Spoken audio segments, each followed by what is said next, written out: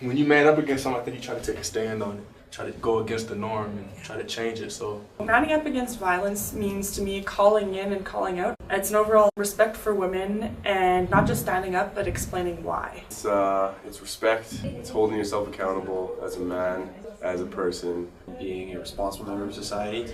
Being able to say no to violence and not let it be tolerated. You don't necessarily have to prove yourself all the time. You can go against the grain and challenge people's way of thinking. Man up to get the job done. It's the same with violence. Man up, don't be violent. The initiative is there because, I mean, you can never be too prepared for any of those kinds of situations, so we always need to have it in mind. So it definitely is an issue. Like, it shouldn't be something that should be an issue. It's like putting the issue on men. They're the ones at fault here. It's a great step in the right direction, but more the better. That's the whole point of this, or bringing the issue to light. You never know who's gonna cross a line, or at some point there's just a breaking point, and I think that you should be held responsible regardless. It can happen where they do just get the anger builds up and the aggression builds up and they just let it out. Masculinity and violence is connected. Like, it's just like you can see it through kind of how sport is commodified and what's glamorized in sport, right? The people that are like the toughest, hardest hitting, people that are hard-nosed. You could, like, the broadcasting, just the kind of language and discourse they use. So people have a stereotypical view what men should be like.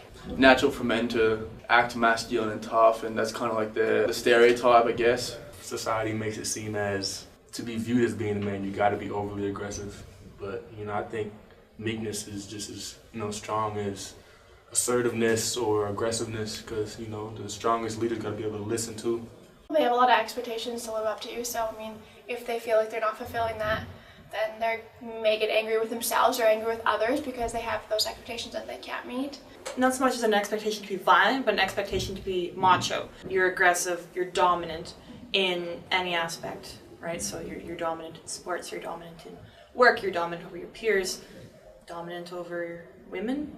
You're the dominant one, you're the superior one. So when you're hitting something, you're playing like, no, you're under me. It definitely falls a lot on us. What makes you a man almost? Like, why do you feel like you have the need to kind of like hit anybody? Like, what does that say about your ability to deal with your emotions? You can't be a man who can cry. If you do, someone's gonna say, oh. I'm a bigger guy. If I wanted to, I could walk around and intimidate a lot of people, but I don't because I have respect for people. Like, that's not something you do. Society has taught us that to be a man, you're supposed to be macho and tough. A real man. I don't think violence makes you a man. Confronting this whole ideal that if I dealt with a situation without violence, it makes me less of a man. So you're telling someone who's hitting a woman to man up, they're not doing something manly. Okay, you're not being a man, you should man up. People get frustrated, right? And it's like, people want to either cry or they want to hit something, right? And sometimes blowing your top isn't the smartest thing to do. Not, oh no, you're not understanding what I'm saying. That's not the way to go. But really what it comes down to is like men becoming more emotionally literate. You should know what is wrong and right. In your everyday life, there's a time in an argument you're going to be aggressive, you're trying to get your point across, but when you take it too far and you act violently, that's where the line's drawn. You act a certain way on the field and you're physical on the field, off the field, or off the court. That physical aggression or whatever towards other people should be completely, you should almost have two different worlds. It's okay to be aggressive in a sport, you could say, but it's not okay to take that off the court or off the field. The game and life outside of the game are totally different, and as athletes we need to understand that's so. A lot of people do have that difficulty of kind of separating those two fields, to know that, like, what I gotta be emotional and what it is I gotta do on my playing field, but off the court, I don't necessarily have to do that. Aggression is like putting your heart into it, trying your best, like going into tackles or, doing things like that, where violence is like going into something meaning to hurt somebody. Totally different, like you cannot compare inside and outside the court. Being aggressive is the focus at all times, but it's not being violent. Being a man or aggression in sport, I don't find that to do with anything being off the court. We're a mirror for a lot of people.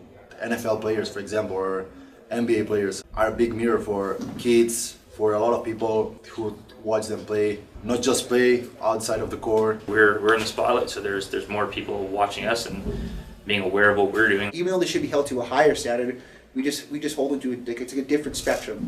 They should be held more accountable to their actions, as they have a lot of people looking up to them. They should be held to a higher standard because they should know at this level. As an athlete, if you're committing to this kind of stuff, that you should already know better. Violence is violence, and we shouldn't let it just slip through the cracks. It's bad on the pure fact that that's something that happens every day in a lot of households with a lot of people. In a home setting or in a personal relation setting, it has to be that management of if you're frustrated or if you're upset, you can't go off the deep end and use violence to cope with whatever it is that you're dealing with. It's a lot of stress, but does that give you the right to hit a woman or, abuse somebody? I don't think so. It's just violence against a defenseless person, and the fact that it's a woman just makes it even that much more absurd, I think.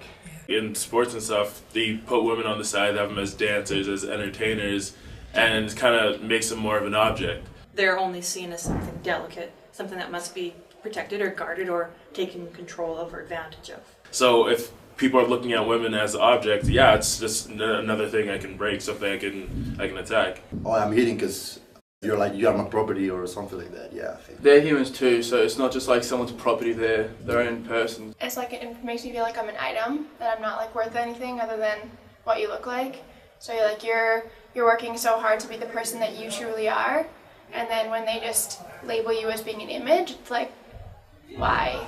It's wrong because it's a breach of respect. You shouldn't hit a woman solely because she's a woman, because you should have respect for her. That's why it's wrong to hit her, not just because she's a weaker female. When you're growing up in the sports world, you know that there's higher expectations, first of all, about that. Like, you're supposed to be a role model for little kids every day, and the fact that people take that for granted and aren't aware of it more often, it makes no sense to me. So. Spotlight's on you. I mean, you don't think about it at the time, but realistically, the spotlight's on you. When you have a problem like that, it reflects badly on like any kind of athletic sport in general. It kind of puts a negative perspective on football players. There's never a good excuse, there's never a good reason for it to happen, and it definitely shouldn't. There's no way that it should be tolerated, whether it's on campus, in professional sports. The line has got to be drawn somewhere when you go as far as to hit a woman. And if we see it, we can do our best to even mention to somebody else on their team, you need to talk to him. You sit them down and you talk to them. And if that did happen, I would think that guys would need to come together and talk to the person who was in the the circumstance. I would definitely approach him and ask him what's going on, why do you think that happened? Probably talk to people about it. I wouldn't have the courage, I don't think, to talk to that person. I don't want to put myself in danger. That'd be very hard. I'm not really sure what I would do if I knew someone was hitting someone. Every day this happens. Every day people are killed from this kind of abuse. By being a bystander, you're just letting it happen. Violence does occur, whether it's verbally, sexually, physically, whatever, what have you.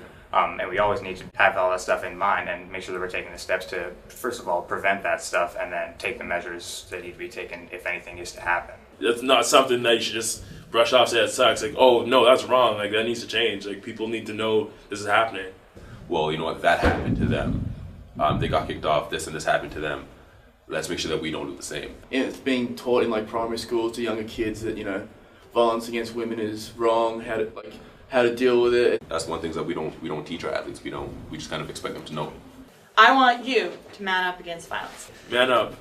Man up against violence. Hombres en contra de la violencia. Man up against violence. Man up against violence. Man up against violence. The whole thing that happened with Ray Rice, right, happens and people are like, oh, that guy's a sorry.